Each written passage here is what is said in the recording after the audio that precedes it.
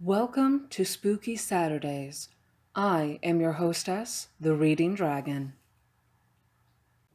Scary stories to tell in the dark, collected from Folklore and retold by Alvin Schwartz, drawings by Stephen Gammell.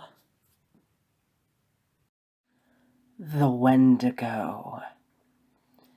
A wealthy man wanted to go hunting in a part of northern Canada where few people had ever hunted.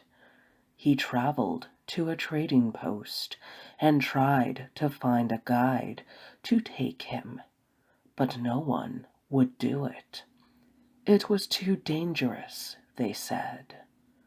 Finally, he found an Indian who needed money badly, and he agreed to take him. The Indian's name was Defago. They made camp in the snow near a large frozen lake. For 3 days they hunted, but they had nothing to show for it. The third night, a windstorm came up.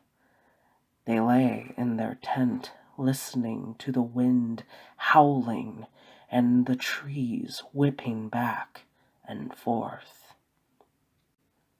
To see the storm better, the hunter opened the tent flap. What he saw startled him. There wasn't a breath of air stirring, and the trees were standing perfectly still. Yet he could hear the wind howling, and the more he listened, the more it sounded as if it were calling Defago's name. Defago, it called. Defago.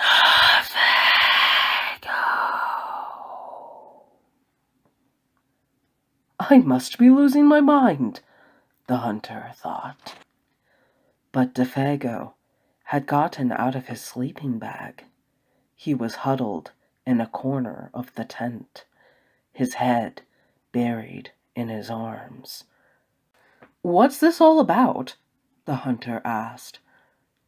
"It's nothing," Defago said. But the wind continued to call to him, and Defago became more tense and more restless. Defago,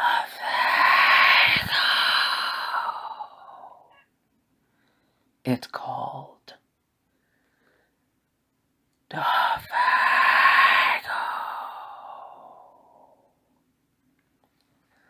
Suddenly, he jumped to his feet, and he began to run from the tent. But the hunter grabbed him and wrestled him to the ground. "You can't leave me out here!" the hunter shouted. Then the wind called again, and Defago broke loose and ran into the darkness. The hunter could hear him screaming as he went. Again and again he cried, "Oh, my fiery feet, my burning feet of fire!" Then his voice faded away, and the wind died down. At daybreak, the hunter followed Defago's tracks in the snow. They went through the woods, down toward the lake, then out onto the ice. But soon he noticed something strange. The steps Defago had taken got longer and longer.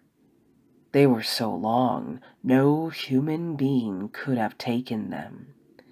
It was as if something had helped him to hurry away. The hunter followed the tracks out to the middle of the lake, but there they disappeared. At first he thought that Defago had fallen through the ice, but there wasn't any hole. Then he thought that something had pulled him off the ice into the sky. But that made no sense. As he stood wondering what had happened, the wind picked up again. Soon it was howling as it had the night before. Then he heard Defago's voice. It was coming from up above. And again he heard Defago screaming, "My fiery feet! My burning feet!" But there was nothing to be seen. Now the hunter wanted to leave that place as fast as he could. He went back to camp and packed. Then he left some food for Defago, and he started out. Weeks later, he reached civilization. The following year, he went back to hunt in that area again. He went to the same trading post to look for a guide.